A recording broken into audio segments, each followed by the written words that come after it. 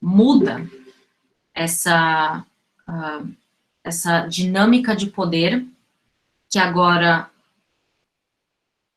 está saindo dessa base aristocrática para uma classe social média, que ganha ascendência tanto cultural quanto financeira.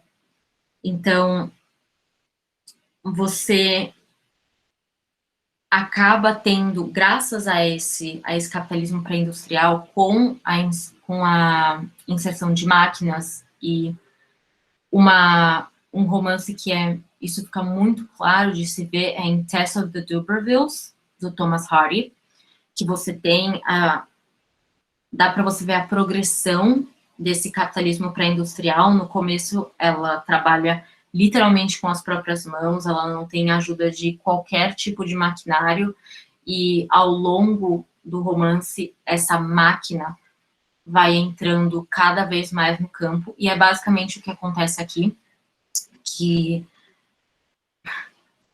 o capitalismo começa a entrar, você começa a ter essa mobilidade social e essa mobilidade também de valor.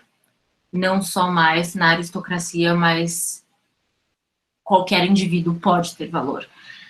E aqui eu coloquei também essa revolução geográfica, porque o capitalismo pré-industrial e esse foco, não mais no campo, mas na cidade, não aconteceria se não tivesse acontecido essa peregrinação, digamos assim, essa vazagem do campo para os centros urbanos. Então, aqui, de novo, eu cito o Riquet,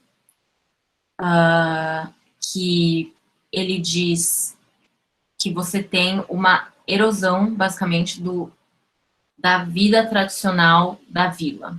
Então, as pessoas estão indo para o campo. É essa a realidade. As pessoas querem trabalhar, as pessoas querem, de novo, buscar essa inserção social nova, esse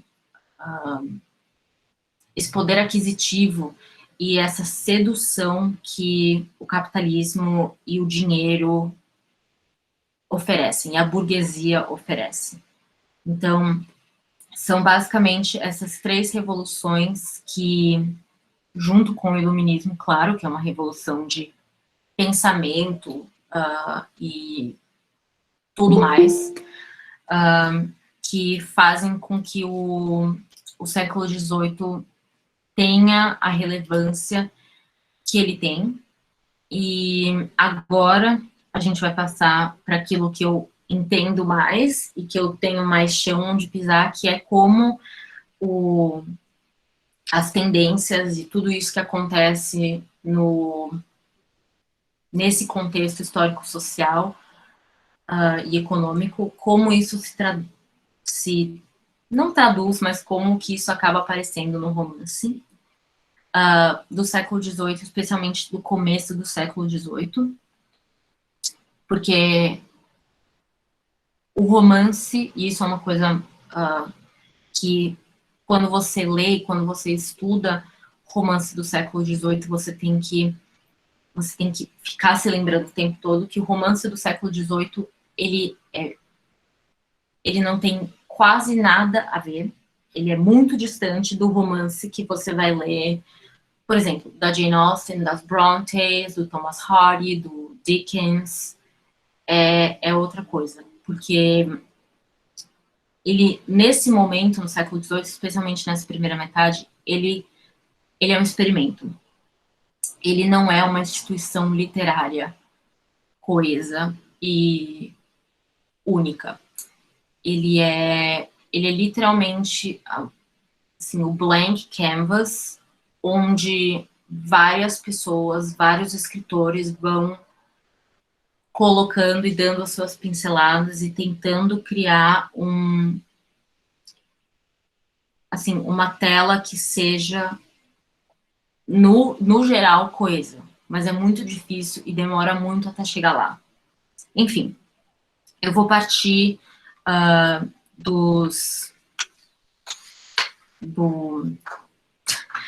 assim, do fato de que livros eram, antes de tudo, mercadoria. Eles não eram necessariamente algo muito intelectual. Era algo que você podia ter para você ganhar dinheiro. E era algo que muitas pessoas poderiam ter. E por isso eu uso essa frase do Riquetti de novo, porque ele consegue mostrar essa mudança na cultura do livro antes, ou seja, na cultura da aristocracia, para agora, quando você tem esse elemento social da burguesia. Então, você passa desse, instead of luxury affordable only by the privileged and educated few, books and especially novels, porque você tem esse desenvolvimento de personagem por um longo período de tempo, então você pode, assim, colocar 2 capítulos fora, um capítulo fora, e você vai assim, uma tiragem de cada vez por capítulo, então você consegue criar um mercado que te sustente a partir disso. We're part of the revolution in the availability of consumer good that changed the nature of daily life. Então você não só tem uma diferença em quem lê os romances e os livros, na verdade, mas sobre o que esses livros são. Então aí ele passa a dizer: reading matter in English had been since Tudor times mainly religious and didactic. The Bible, collections of saints and martyrs' life, sermons and homilies. Ou seja, você tinha até aquele momento uma literatura que era intensamente enraizada na cultura da igreja e nas vidas de santos e de pessoas excepcionais. Essas pessoas que realmente, assim, são exemplares, porque elas são para serem exemplares, porque elas fazem parte de uma igreja que se beneficia desse exemplar. Mas, agora, with the growth of the London publishing industry in the late 17th and early 18th century, and the emergence of a fairly large urban bourgeoisie, ou seja, burguesia, and an increasing urban population of servants and other workers, ou seja, todo mundo que antes trabalhava no campo e agora está transitando e fazendo essa transição para a cidade, in the new metropolitan and imperial center. Você tem uma mudança de que as pessoas, não só quem lê, não só, mas assim, porque as pessoas que leem os livros mudaram, o conteúdo desses livros também muda com isso. E como esse conteúdo muda, você tem a tentativa de um novo gênero que abarque essas mudanças. E esse gênero acabou por ser o romance. Que, na verdade, é uma grande forma de se contar uma história que rejeita, modifica e transforma todas as outras tentativas de contar uma história que existiam antes. Então, antes você tinha épicas. O romance vai basicamente propor que esse modo de contar não cabe mais. Ele não serve mais, ele não ressoa mais, e ele não tem qualquer relevância nesse momento atual do século XVIII. Então, exatamente esse momento, ele constitui a formação e experimentação do gênero, que você tem uma ênfase, não mais nesses tipos de personagens, saints and martyrs, que são pessoas e personagens e tipos excepcionais, ou tipo em Ulisses, entendeu? Ulisses, ele é assim, Ulisses, não James Joyce, por favor, Ulisses épica, ele é assim, incrível, nada abala o Ulisses é perfeito, se aparecer, assim, Covid-19, ele vai falar, que? Então, assim, nada, absolutamente nada é maior que Ulisses, a vida não é maior que Ulisses.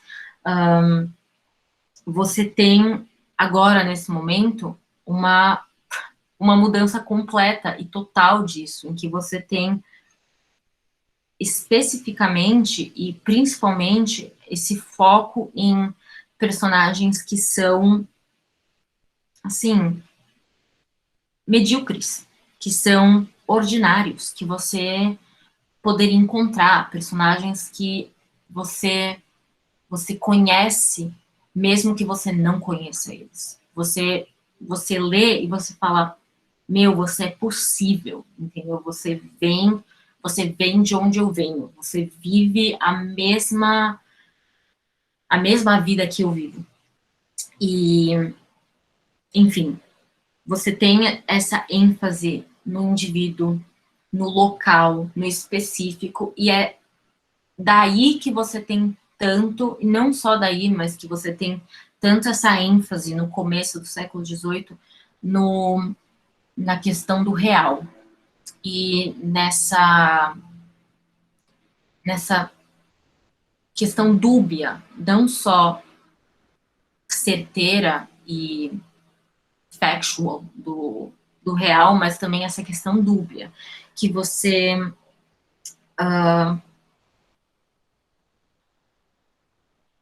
tem essa questão que você pode falar, bom, isso é real, mas é mesmo? Assim, é de fato real? E para isso eu trago esses exemplos, que são, assim, exemplos de romances, assim, mais século XVIII impossível, que é The Life and Strange Surprising Adventures of Robinson Crusoe, of Torque Mariner, que aqui mesmo embaixo, como foi vendido, mostra que existe uma preocupação em em deixar bem claro para quem vai ler que, olha, esse cara existiu, essa história é real. Então você ainda tem um pé nessa collections of saints and martyrs. Você ainda tem essa questão das pessoas se sustentarem nessa verdade.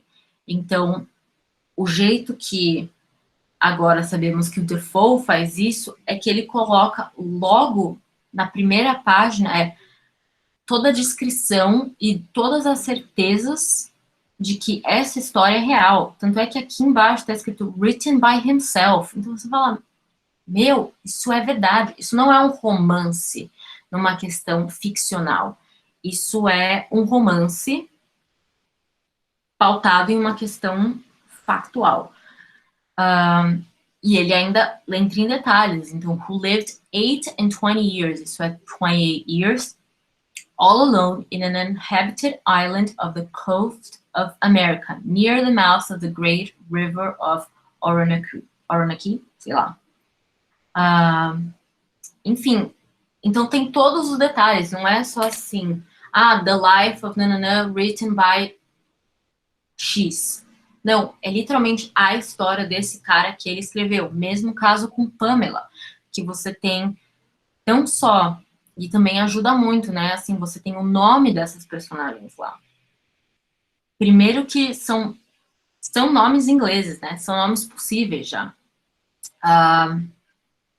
E aqui mesmo você tem from a beautiful young damsel to her parents in a series of familiar letters. Então aí você tem a inserção do aspecto epistolar que aparece em Evelina, que é uma carta. Não é possível você inventar uma carta. Ela existe. Então é impossível que isso não seja real. Enfim, tem toda essa questão do real, que é muito importante no romance do século XVIII, e que é um artefato que vai fazer e que vai impulsionar a venda de muitos romances, inclusive de Evelina, logo no começo, apesar de não ser o foco do romance, ela já deixa isso bem claro, mas isso é para outro momento. Mas agora, o que eu gosto mesmo de tratar sobre o romance é muito mais sobre as questões menos, digamos, reais dele e as questões mais subjetivas. Então, como eu estava falando anteriormente, ele foca muito, e ele é muito enfático nessa questão do indivíduo moderno. E nessas noções de autonomia e consciência do indivíduo moderno, de que o indivíduo moderno, diferentemente de qualquer outro, ele não só é consciente das suas ações e do seu impacto no mundo, mas ele consegue agir a partir disso. Então, ele é autônomo, no sentido de que, se ele está infeliz com a vida dele, se ele quer mudar, ele pode. Literalmente, ele é dono da sua própria vida. Então, você não tem mais, assim como em Ulisses, como eu usei como exemplo, você não tem mais um mundo que existe apesar do Ulisses, entendeu? Você não tem, você tem um mundo em Ulisses que ele só existe, entendeu? Você não tem a perspectiva do Ulisses sobre aquele mundo. Você tem aquele mundo. Ele é aquele mundo. Ulisses, Penélope, qualquer outro daria a mesma visão, porque aquele mundo é aquele mundo. Não mais aqui. Aqui você tem Londres, pegando, né, a capital, você tem Londres, mas ela nunca é a mesma Londres. Você tem a sociedade inglesa, mas ela nunca é a mesma sociedade inglesa. Então, a sociedade inglesa, por exemplo, de Pamela ou de Moll Flanders, não é a mesma sociedade inglesa de Evelina, ou a que o Henry Fielding passa em Tom Jones. Não vai ser a mesma do Smollett, que o Smollett vai passar em Humphrey Clinker. Ela nunca é a mesma, porque você tem essas perspectivas subjetivas. E que você, aqui eu cito o Riquet, que ele fala, é uma circumstance over pattern. Então, você não só tem um padrão de o inglês é assim, e como a sociedade inglesa, assim, todos os ingleses vivem essa experiência, e essa é a experiência inglesa. Não, você tem uma multiplicidade de experiências e de circunstâncias e de realidades e de vivências e qualquer outro sinônimo que você queira achar, que montam essa experiência inglesa como não mais homogênea, mas completamente heterogênea e múltipla. E, assim, ela é tão abrangente, digamos assim. E, para isso, eu uso como para ilustrar uma frase do Riquet, que ele fala o que de fato é, assim, novo, revolucionário na cultura do romance, que é "What is unprecedented about the novel as it emerged in Britain and in the rest of Western Europe." Mas estamos falando da ilha agora e da Inglaterra, né? Is that it very aggressively and insistently e aggressively. Então, assim, não é que o romance era considerado essa coisa super mega bem vista, porque era muito diferente. Então, aggressively and insistently seeks to restrict meaningful, significant, and serious narrative to the actual and familiar world of more or less daily experience, and to banish or trivialize the older and manifestly unrealistic genres of epic and romance. Então, o romance ele tem esse objetivo, que é não faremos como fizeram antes de nós, basicamente. Nós temos um novo jeito de narrar a experiência, e esse jeito de narrar a experiência, ele é pautado no indivíduo, e ele é pautado na experiência desse indivíduo, o que nos leva para o debate do indivíduo com a sociedade. O romance, ele nasce e ele floresce desse debate e desse conflito, como é defendido e apontado por simplesmente Lukács em A Teoria do Romance, que nós vamos usar futuramente em outra aula, com um pouco mais de profundidade. Mas, enfim, essa é a curiosidade do momento. É isso que o povo quer ler, é isso que o povo quer saber.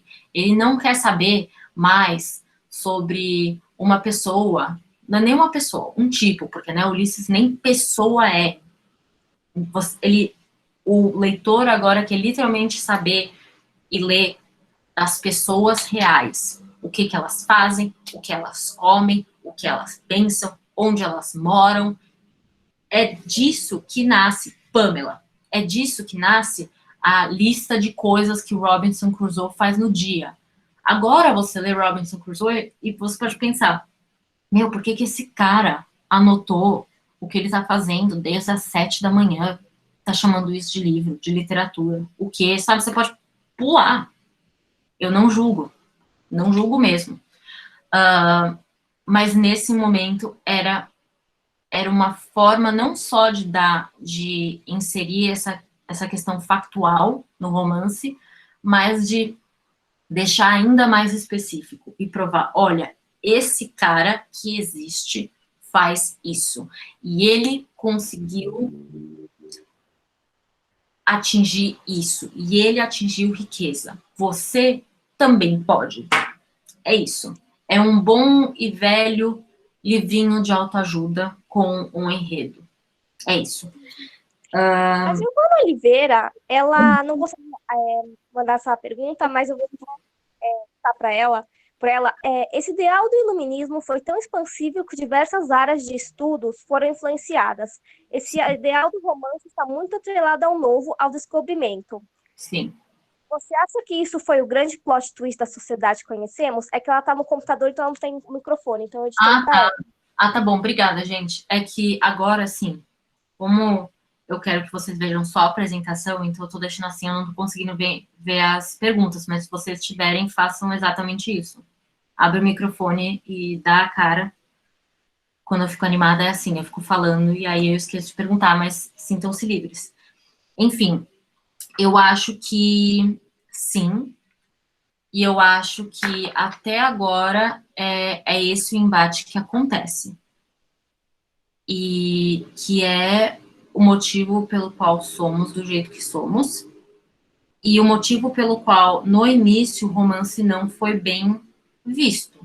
Porque se você... E bem recebido, porque se você tinha toda uma cultura de iluminismo e de, assim, respostas e teorias, procurando assertividade, procurando certezas, procurando verdades absolutas, tudo bem que ela se fazia perguntas e tudo mais, mas ela buscava essas verdades absolutas. Você tem o romance que aparece quase que em uma contracorrente, dizendo não existem verdades absolutas, existem perspectivas, existem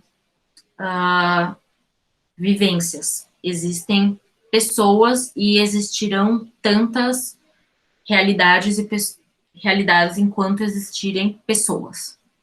A minha experiência não vai ser a mesma experiência da minha irmã, que é próxima de mim, e que dirá da pessoa que trabalha comigo.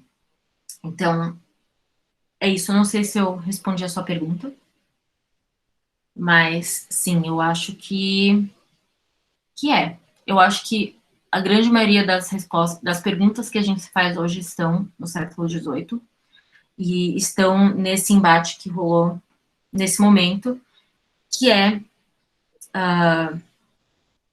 assim, o indivíduo e o mundo. Assim, é literalmente nós agora olhando para o mundo e pensando o que fazer, como lidar, sabe? O que fazer da minha vida, que horas que eu acordo, o que eu devia fazer durante o meu dia, sabe? Como eu devia me organizar, são essas as perguntas que muito possivelmente um burguês estaria fazendo. Tipo, bom, agora que eu tenho dinheiro, como que eu me visto, o que eu compro, que tipo de valores que eu tenho, porque apesar do burguês ele ser diferente dos nobres de outrem, ele quer ser aceitado, então ele quer de uma certa forma se assemelhar a eles. Então ele vai se vestir da forma que os nobres se vestem, ele vai conversar sobre os mesmos temas, ele vai se portar da forma que eles se portam, ele vai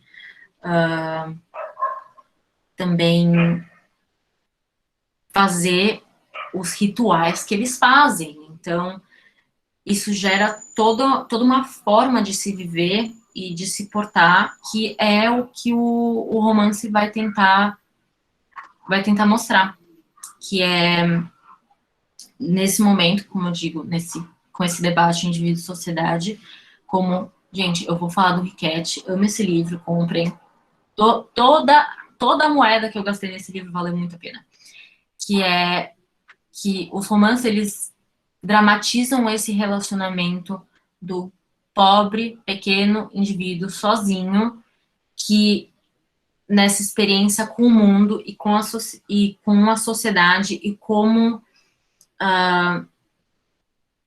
ele acaba descobrindo e conhecendo a sua implicação na história e na comunidade. E toda essa reflexão chegando numa autoconsciência. É isso que acontece, por exemplo, para citar um exemplo que acredito que todo mundo deva conhecer, com a Elizabeth Bennet em Orgulho e Preconceito. É isso que ela faz. Ela começa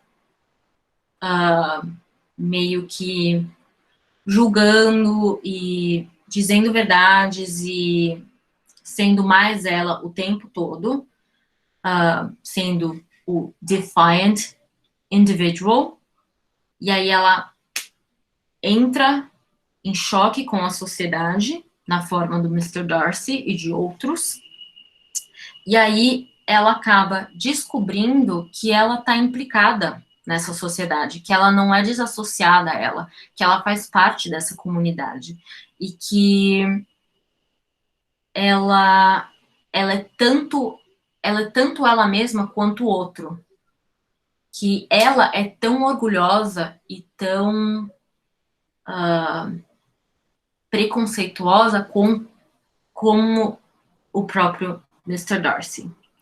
Isso eu usei o exemplo de Orgulho e Preconceito porque isso é século XIX, esse debate e esses tipos e esse objetivo já estão delineados, já está tudo muito mais claro. Então você consegue notar isso nos romances do século XIX, por isso que eu uso esse exemplo para agora, para ilustrar muito bem. Eu vou falar sobre como isso acontece em Evelina, com mais profundidade, porque né, é o livro que a gente vai tratar, mas também acho bom eu citar Austen, porque afinal de contas eu fiz a propaganda do meu curso com Austen no tema, não posso simplesmente não citá-la, a mãe de todas as mães. E, enfim, é isso, que você espera o momento, e você sabe que vai chegar o momento, em que a Elizabeth Bennet vai perceber, eu não posso agir assim, entendeu? Agir assim é irresponsável, agir assim é imaturo. E nesse momento que ela percebe, bum, ela evolui, ela muda e ela atinge maturidade. E é essa, basicamente, e ultimately, é a trajetória do herói moderno. O assim, é o desenvolvimento, é a Elizabeth Bennet, que não só invoca essas questões particulares de cada um, mas é nesse particular que vai tentar achar um geral, que vai tentar buscar um tipo. Então, apesar de ser, de novo, circumstance over pattern, e focar nessa questão da subjetividade, da individualidade e tudo mais, vai tentar achar e invocar nessa subjetividade esse a middle class myth of personal possibility. Então, por mais que a Elizabeth Bennet seja só a Elizabeth Bennet é todo mundo, e todo mundo é Elizabeth Bennet, basicamente. Porque ela é, de fato, todo mundo. E é o potencial do indivíduo de novo, growth and achievement, de crescimento, de autorrealização, de conscientização, de amadurecimento, fazem parte desse mito, fazem parte dessa trajetória do herói moderno, do indivíduo moderno, do indivíduo burguês. E é nessa trajetória que você tem a representação dessas classes médias da sociedade que estão surgindo, que são pessoas que tentam atingir coisas que antes eram simplesmente dadas e passadas por linhagem de família, que são poder, status e riqueza. E como elas atingem isso? Elas atingem isso por meio de ações isoladas e individuais de basicamente esforço. Então, essa trajetória é tudo isso que vai provar para o indivíduo moderno e para o burguês que você pode ser o Robinson Crusoe. Sim, você pode ser a Pamela. Isso aconteceria com você. E como você agiria nesse caso? Então, eu acho que eu disse basicamente tudo que eu queria dizer. Eu vou sair um pouco da minha redominha. E já vi alguém. Fui atraída a esse curso justamente por Austen. Você caiu, minha querida. Você caiu na armadilha do nome da Austen. Enfim, eu tô dando uma olhada aqui nos comentários, ver se teve alguma pergunta que eu não consegui ver. Mas se você tiver alguma pergunta... acho que eu posso, né, interromper o compartilhamento, que aí vocês me veem. Acho que é um pouco melhor. Se você tiver alguma pergunta, assim, específica, agora é a hora. Abra o seu microfone. Fale comigo. Gente, é isso. Eu esqueci de colocar ela para gravar. Quinta-feira seremos melhores.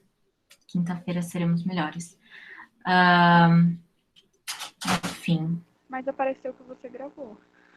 Sim, depois de um tempo eu percebi, não coloquei para gravar, mas aí depois eu falei, meu Deus, não coloquei para gravar. Agora está gravando.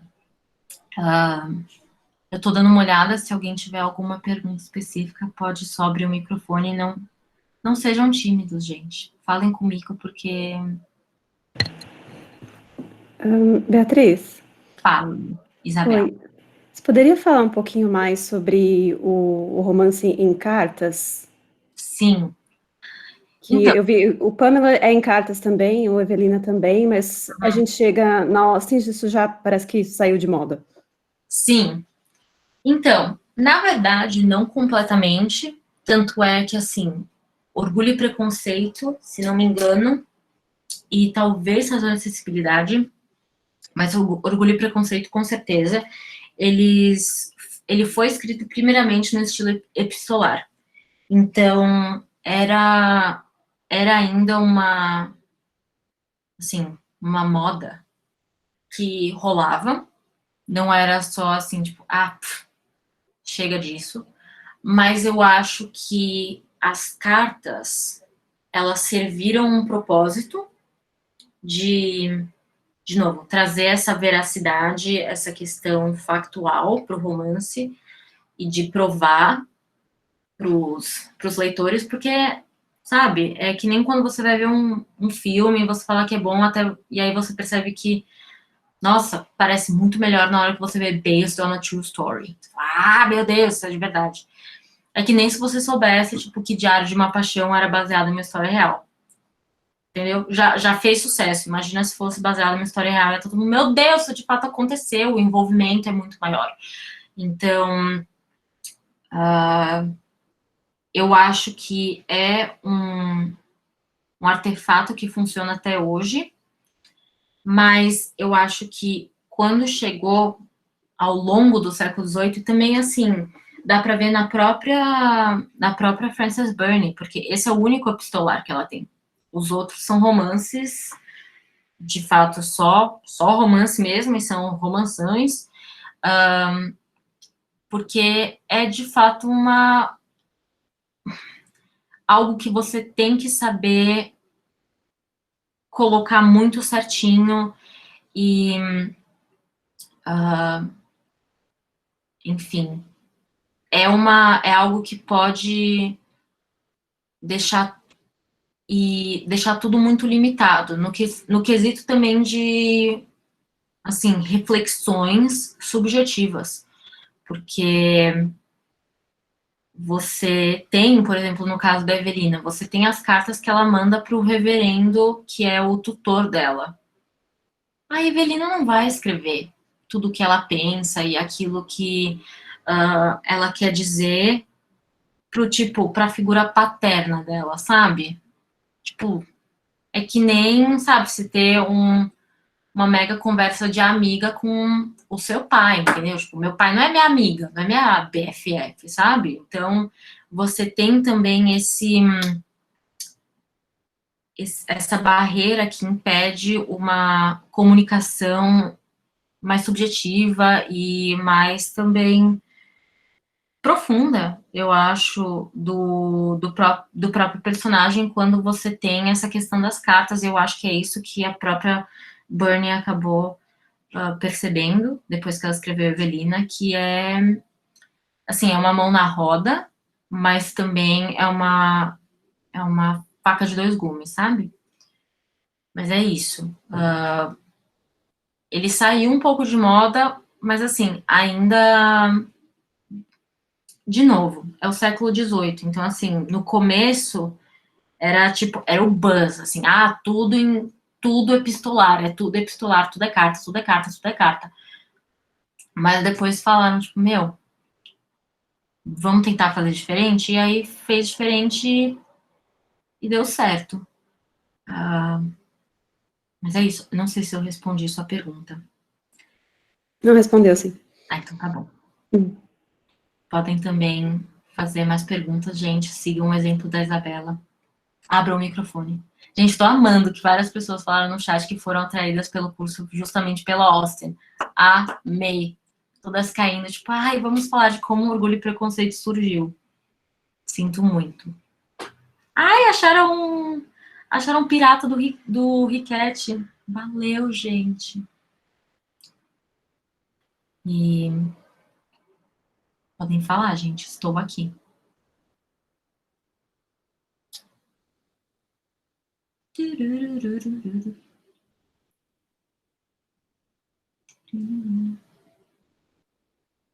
Tô vendo os comentários, por isso que eu tô quieta, tá, gente? Senão eu estaria falando. Nossa, gente, eu fui tão clara assim. Eu tenho poucas perguntas. Nossa, também o da Vivian Jones. Gente, que vida boa de vocês. Não vão ter que pagar na Amazon e ficar esperando 3 meses para receber o livro. Essa vida foi difícil. Ai, gente, sim, vamos ter um clube de livros de novelas inglesas?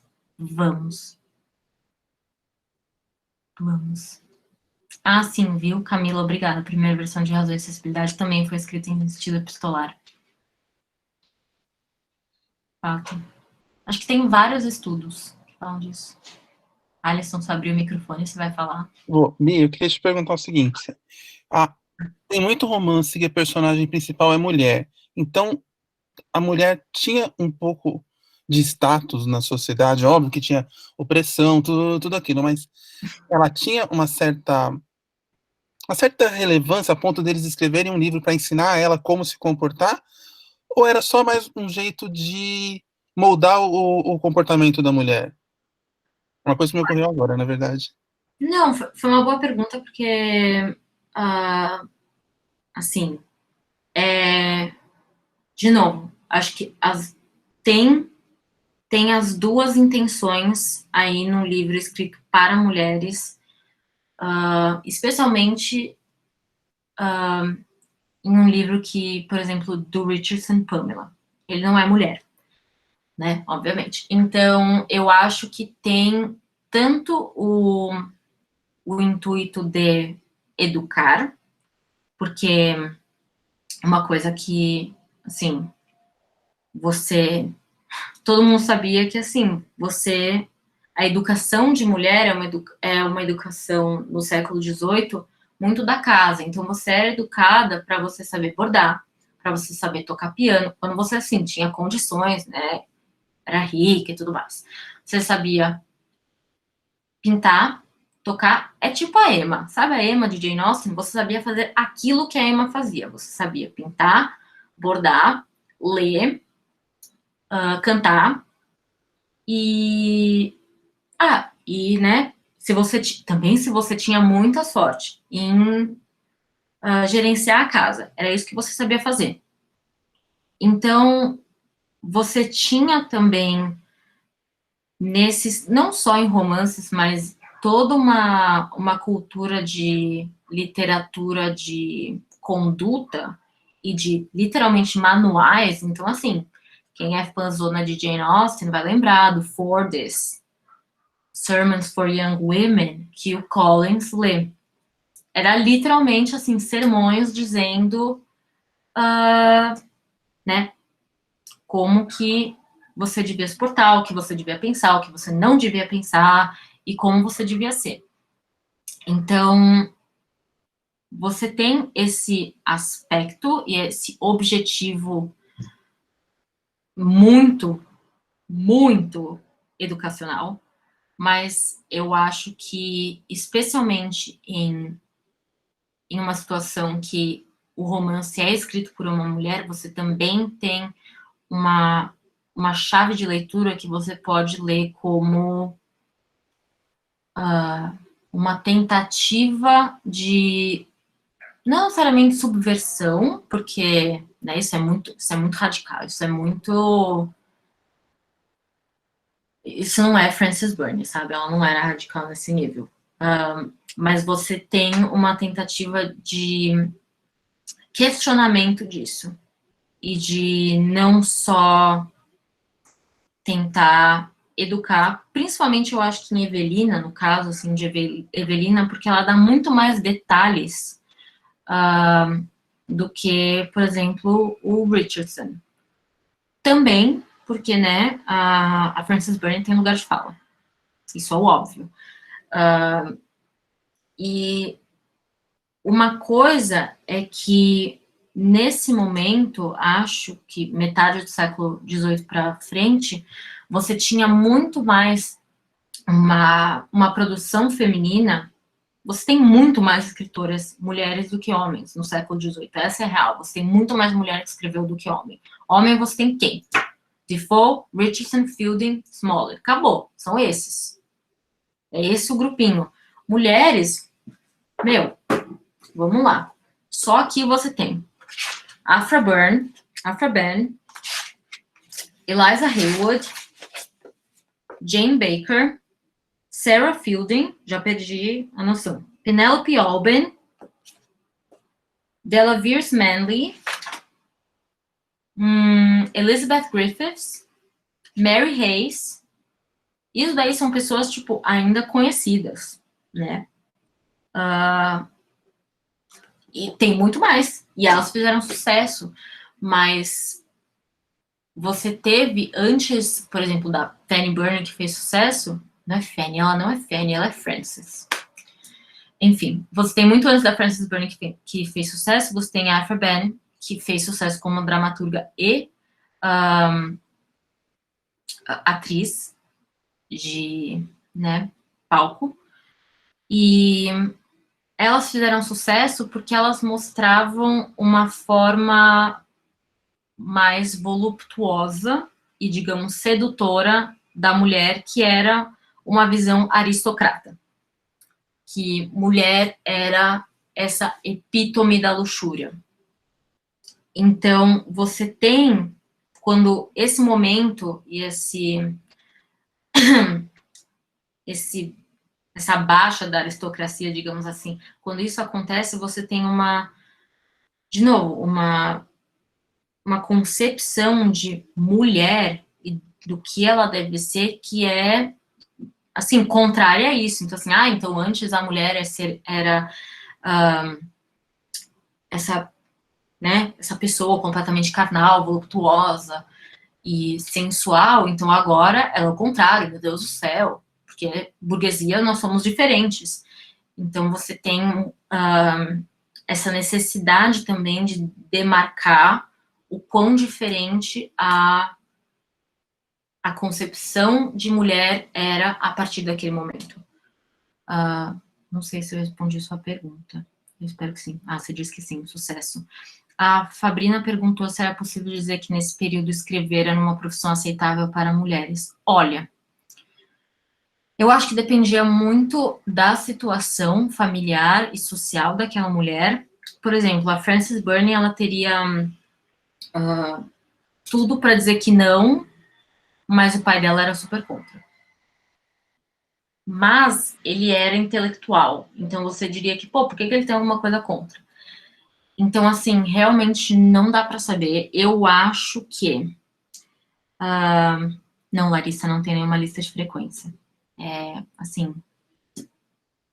Eu não tô querendo dizer que eu vou dar frequência para todo mundo, mas é basicamente isso que eu vou fazer.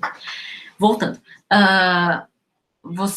Eu acho que fica muito claro essa importância reduzida na profissão de escritora para mulheres quando você compara, por exemplo, o sucesso do Henry Fielding e da Sarah Fielding, né? Quantas pessoas já não estudaram e falam de Tom Jones o tempo todo? E Sarah Fielding, eu não li nada dela. E não é assim, não é em todo lugar que você acha Sarah Fielding para comprar. Então, eu acho que você vê... Eu acho que podia ser não necessariamente aceitável, mas eu acho que era uma possibilidade, sim. Sim, eles eram parentes, eles eram irmãos. Então, assim, tadinha da Sarah Fielding. Eu acho que era sim uma possibilidade, você não ia ganhar muito. Se até a Jane Austen, no século XIX, ganhou merreca, no século XVIII, melhor não devia ser. Então, é isso. Eu acho que podia ser aceitável, tipo, era uma coisa que você podia fazer, mas não era aquela coisa assim, você precisa mesmo de dinheiro? Vai ser escritora. Sabe? Acho que era muito mais assim, vai ser governanta antes, entendeu? Adriana, você abriu o seu microfone, pode falar, não seja tímida. Sim. Beatriz, eu queria saber se a Frances teve que usar algum pseudônimo masculino ou não, ela escreveu sempre como Frances? Não, ela escreveu sempre como Frances. Na verdade, o que a trajetória meio de escrita dela foi, ela não entregou os manuscritos dela com a própria letra, com a própria grafia, porque os editores conheciam a grafia dela, porque ela escrevia os manuscritos do pai. Então, ela pediu para um irmão dela escrever o manuscrito, ele escreveu, entregou, e ela publicou inicialmente anônimo. Não tinha nenhum nome. E Aí depois que na família, né, fofoca, acabou descobrindo que foi ela, e aí, como tinha feito sucesso, e o povo estava gostando, e ninguém ficou linchando a escritora, o escritor de Evelina, o pai dela falou, vai, filhinha, diz que é você. Aí ela foi e falou que ela era autora mesmo, foi isso. Desde então, ela sempre foi Frances Burney. Sim, o livro da Adele Spender, Mothers of the Novel, é ótimo, é incrível. Então, assim, leiam também, é mega bom. Que é o embate com o Fathers of the Novel, que, né, já diz só no título, né, Fathers of the Novel. A Giovana perguntou se eu acho que tiveram mais mulheres escritoras, mas que podem terem virado ghostwriter. Meu, eu não duvido. Eu não duvido mesmo. Ou, assim, alguns escritores, talvez, que ainda estão por aí, mas se você for pesquisar, assim, ver o nome, não existiu, era, na verdade, um pseudônimo, entendeu? Tipo, assim, George Eliot podia facilmente ter virado um desses casos, assim, sabe? Que vira eternamente um homem e ninguém sabe que era mulher. E sim, Ariadne, eu vi seu comentário aqui que ela fala muito do preço do papel. Exato. Tipo, não era barato você ser escritora, porque você tinha que, né, tirar um pouco do dinheiro para comprar papel, tinta. É caro, é muito caro. Por isso que quando você vai ver os manuscritos da Jane Austen, tem escrito na dobrinha, e ela vira 8 vezes para usar absolutamente todo o papel, para não ter que comprar mais. Então, é isso, gente. Por favor, façam mais perguntas se vocês tiverem. A gente está chegando no fim da aula. Eu vi que tem gente falando que acharam vários dos textos que eu não tinha. Muito obrigada. Vocês são hackers muito mais competentes do que eu. Eu acho legal a gente fazer uma pasta compartilhada no Drive. Então, quem conseguiu baixar e achar PDF dos livros que eu falei ou de outros que são interessantes, manda para mim por e-mail, e aí eu faço a pasta do Drive compartilhada, que aí todo mundo pode usar, inclusive eu. E é isso, gente. Alguma outra contribuição de alguém aí? Ai, Giovana, não pede para falar da Mary Shelley, não. Não pede para eu falar dela, porque eu não sei nada dela. Eu não li Frankenstein, não me matem. Eu não li Frankenstein. Assim, ela é incrível, eu sei, mas eu ainda não li. Eu pedi o início, Beatriz, e eu queria saber como porque você se interessou especificamente por esses romances do século XVIII, porque você está dizendo aí que não foi para os do século XIX, a não ser Jane Austen. Então, na verdade, o que aconteceu foi um daqueles momentos, assim, realidade e expectativa, sabe? Eu queria muito estudar Jane Austen, mas eu basicamente cheguei para minha orientadora, quer dizer, para a professora que eu queria que fosse minha orientadora, e falei, eu queria estudar Jane Austen. Ela falou, bom, o que e onde? Porque tem, né, tem estudo sobre as vírgulas em razão de acessibilidade. O que você pode trazer de novo? Aí eu parei e eu percebi, agora nada. Agora eu realmente não posso adicionar nada de contribuição produtiva para toda a discussão da Jane Austen. É um peixe muito grande, então isso daí faz muito, muito tempo. E aí eu lembro que quando eu acabei de ler todos os romances da Jane Austen, eu fui achar que em algum lugar que Orgulho e Preconceito tinha vindo de um romance de uma tal Frances Burney. Eu falei, é aí. Eu fui assim, com sede ao pote. Eu falei, terão outros Mr. Darcys para mim nesse mundo. Eu li Evelina, eu odiei com uma paixão. Eu falei, eu nunca mais vou ler esse livro. Essa menina é insuportável. Eu não suporto ela. E nunca mais vou ler. Só que aí, quando essa minha professora foi e falou, o que você pretende estudar em Jane Austen? E eu realmente não tinha resposta. eu falei, bom, na verdade, eu tinha pensado mesmo em estudar Frances Burney. Aí ela falou, o que da Frances Burney? Aí ela ficou interessada, né? Porque ninguém fala dela. Eu falei, Evelina, porque era o único romance que eu tinha lido. Ela, boa ideia, pensa no que e aí você me fala. Então foi isso. Foi aí que eu cheguei em Evelina, foi aí que eu cheguei na Frances Burney e foi aí que eu cheguei no interesse pelos romances do século XVIII. Eu não li vários deles, assim, tipo, eu não li Robinson Crusoe, não sei quando vou ler, porque eu tentei e é realmente muito, muito chato. Então, é assim, eu meio que fui para o século XVIII, porque o século XIX tá bem popular já. Ok, Mas obrigada. então, não é romântico, entendeu? Eu não gostei de Evelina. Se for para ler por prazer, eu também não vou ler. E pode deixar, Giovana, eu vou ler Frankenstein, eu vou comprar. É um clássico, eu não vou deixar de ler. Pode deixar. Bom, gente, é isso. São 7h30. Eu sei que tem uma aula que rola às 8. Talvez tenha alguma outra, não sei. E é isso. Eu espero que vocês tenham gostado da primeira aula. E a gente se vê na quinta. E se vocês tiverem qualquer outra pergunta, mas se vocês estavam muito tímidos, podem mandar por e-mail. A gente fala mais particular lá. E a gente vai entrando num flow aqui. Eu espero que vocês tirem proveito, tá? Um beijo a todos, boa aula, boa noite, bom jantar. E os slides, sim, eu posso enviar, sim. Eu boto tudo lá no Drive compartilhado.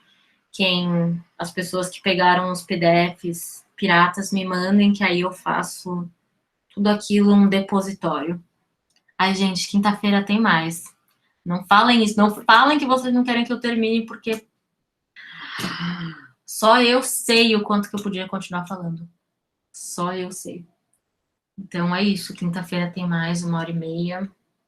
E a gente vai falar dela, da fofinha Frances Burney. A presença, Nathalie. É isso, todo mundo tem presença. Pronto, falei. Todos os inscritos têm presença. Ai, Giovana, não dá para aumentar o tempo da aula. Não dá, porque se aumentar o tempo da aula, aí eu vou ficar 2 horas aqui falando. De 2 horas eu passo para 2h30 assim, pá. Então, calma, gente, vamos esperar o grande momento que eu serei professora. E aí eu terei uma aula grandona. Imagina, ainda mais nas aulas de pós-graduação, que serem 4 horas para falar. Nossa, meu sonho. Enfim. É isso, gente. Beijo, abraço. Eu não quero fechar a conferência, parece muito rude. Então eu vou esperar todo mundo sair. Ainda tem 50 pessoas. Podem saindo com calma. Até quinta, gente. Nos vemos lá.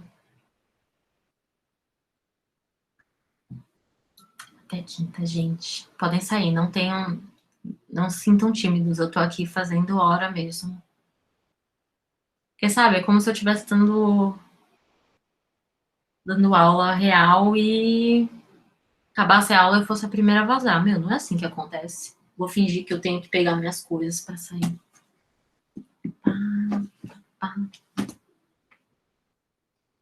Até, gente, até quinta. Adeus.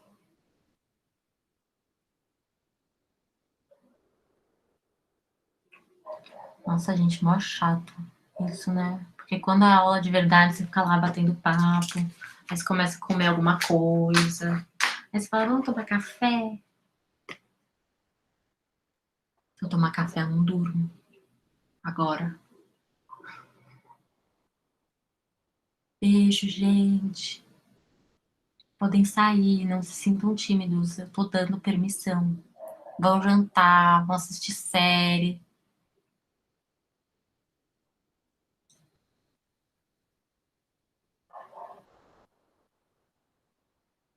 Ai, Giovana, relaxa. Relaxa, tá tudo certo. Pode mandar e-mail, a gente conversa por lá. Ai, obrigada, Larissa, você me achou uma graça. Tô me sentindo amada. Gostei de ter plateia. É isso, meninas. Até quinta. Me mandem mensagem, me mandem e-mail. Se vocês quiserem conversar. Beijos.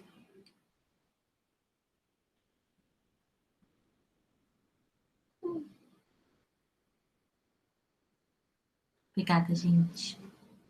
Gente, agora tem 6. Gente, a gente é tipo família. Meninas podem sair, eu tô falando sério. Ai, obrigada por me adorarem, gente. Nossa, agora eu posso acabar de gravar, né? Eita.